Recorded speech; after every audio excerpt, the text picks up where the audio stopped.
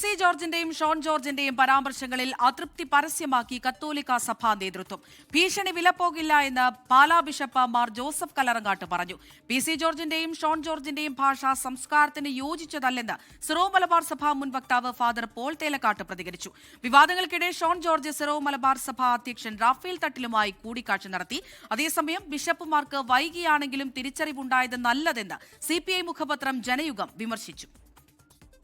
തിരഞ്ഞെടുപ്പിന് പിന്നാലെ സി ജോർജും ഷോൺ ജോർജും നടത്തിയ പ്രസ്താവനകളിൽ സഭാ നേതൃത്വം വലിയ വിമർശനങ്ങൾക്ക് പോയിരുന്നില്ല. എന്നാൽ അത് പിൻവലിക്കാൻ തയ്യാറാകാത്ത പശ്ചാത്തലത്തിലാണ് പാലാ ബിഷപ്പ് മാർ ജോസഫ് കല്ലറങ്ങാട്ട് തന്നെ രംഗത്ത് വന്നത്. ആരാണെങ്കിലും മതനേതാക്കന്മാർക്ക് അവരുടെ നേരെ മാന്യമല്ലാത്ത രീതിയിൽ പ്രതികരിക്കുന്നതും സംസാരിക്കുന്നതും ശരിയാണെന്ന് എനിക്ക് തോന്നുന്നില്ല. ഭീഷണിയുടെ സ്വരം വിലപ്പോകില്ല. അത് നമ്മൾ തിരിച്ചറിയണം. അങ്ങനെ ആരും നമ്മളെ പേടിപ്പിക്കേണ്ടതില്ല. പിന്നാലെ താമരശ്ശേരി രൂപത ബിഷപ്പ് റെമീജിയോസ് ഇഞ്ചനാനിയിലും പ്രതികരണവുമായി രംഗത്തെത്തി. സീറോ മലബാർ സഭ മുൻ വക്താവ് ഫാദർ പോൾ തേലക്കാട്ടും പരസ്യ വിമർശനം നടത്തി. ആരെങ്കിലും ഞങ്ങൾക്കെതിരെ പറഞ്ഞാലോ മെത്രാന്മാർക്കെതിരെയോ സഭാ നേതൃത്വത്തിനെതിരെയോ പറഞ്ഞാലൊന്നും ഞങ്ങൾക്ക് യാതൊരു വിഷമവുമില്ല. ഈശോ പറഞ്ഞ വാക്ക് മാത്രമേ ഉള്ളൂ, കർത്താവെ അവരോട് എല്ലാം ക്ഷമിക്കണമേ എന്ന്.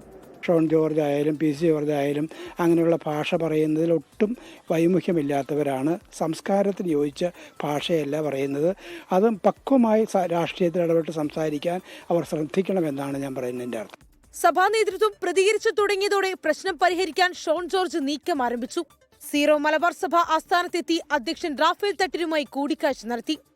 മറ്റ് സഭാ മേലധ്യക്ഷന്മാരെയും നേരിട്ട് കാണാനാണ് തീരുമാനം. ഞാൻ സഭയെ അല്ല വിമർശിച്ചത്, സഭയുടെ ഭാഗമാണ് എന്ന് പറയുന്ന ഒരു മുഖപത്രത്തെയാണ് വിമർശിച്ചത്, അത്രേ ഉള്ളൂ. വിവാദ പ്രതികരണങ്ങൾ പാടില്ലെന്ന് BJP നേതൃത്വം നിർദ്ദേശം നൽകിയതായും സൂചനയുണ്ട്. ഇതിനിടെ ക്രൈസ്തവ സഭാ മേലധ്യക്ഷന്മാരെ വിമർശിച്ച് CPI മുഖപത്രം ജനയുഗം രംഗത്തെത്തി. BJPക്ക് അനുകൂലമായി നിന്ന സഭാധ്യക്ഷന്മാർക്ക് ഇപ്പോഴാണ് തിരിച്ചറിവുണ്ടായത് എന്നാണ് മുഖപ്രസംഗത്തിലെ വിമർശനം. ജനയുഗത്തിന്റെ വിമർശനം തെറ്റിദ്ധാരണയെ തുടർന്ന് എന്നാണ് താമരശ്ശേരി രൂപത ബിഷപ്പിന്റെ പ്രതികരണം. 24 കോട്ടയം.